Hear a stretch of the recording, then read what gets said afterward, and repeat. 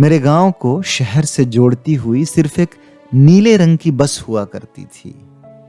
वियोग, श्रृंगार, वीर, करुण, वही जीवन के सारे रस हुआ करती थी। हरे भरे खेतों से गुजरते हुए सुबह सवेरे मिट्टी की सड़क पर चलकर आती थी।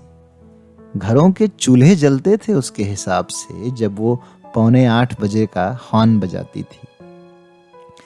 यात्री बेमन लद जाया करते थे उसमें।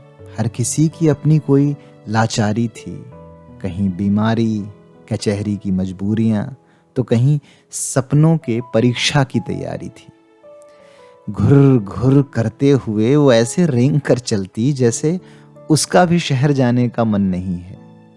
किंतु जहाजों को समंदर में जाना होता है, पोर्ट में खड़े रहना भी तो जीवन नहीं है। पेड़ों, मकानों और दीवारों पर लिखे मैं बुदबुदाते हुए सारे इश्तिहार पढ़ता था। हर चीज आंखों को अचंभित करती, बिल्कुल पराया सा संसार लगता था। खिड़की से ताजी हवा धीरे धीरे गायब हो जाती और एक पेट्रोल नुमा गंध का आभास होता। मैं अपने गांव से दूर क्यों चला आया, सोचकर मैं भीतर ही भीतर निराश होता।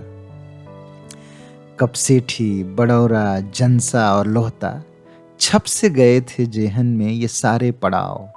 बढ़ती हुई भीड़ का हिस्सा बनकर मैं भी खो देता था अपना वजूद और अपना स्वभाव।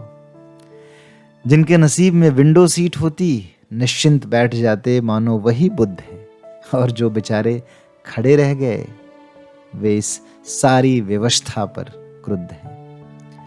और इस सारी रेलम पेल से परे एक पार्श संगीत है। कुमार शानू और अलका जी के गाने हैं।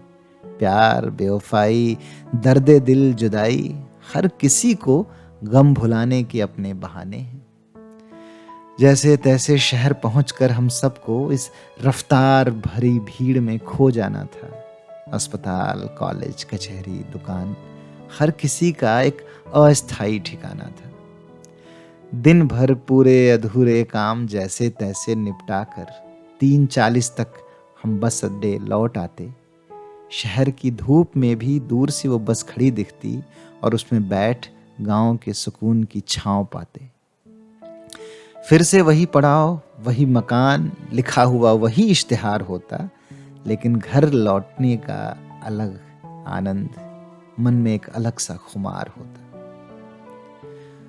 वो नीली सी 7:45 की बस जिस पर कत्थई रंग में टाइगर ट्रेवल्स लिखा था, गांव शहर के बीच का पुल हुआ करती थी, जहां जीवन का एक फलसफा सीखा था कि कितना कुछ पाने की तलाश में हम बाहर की दुनिया में चले जाते हैं, लेकिन सुकून सिर्फ तभी मिलता है जब शाम होते अपने उद्गम को लौट आते हैं।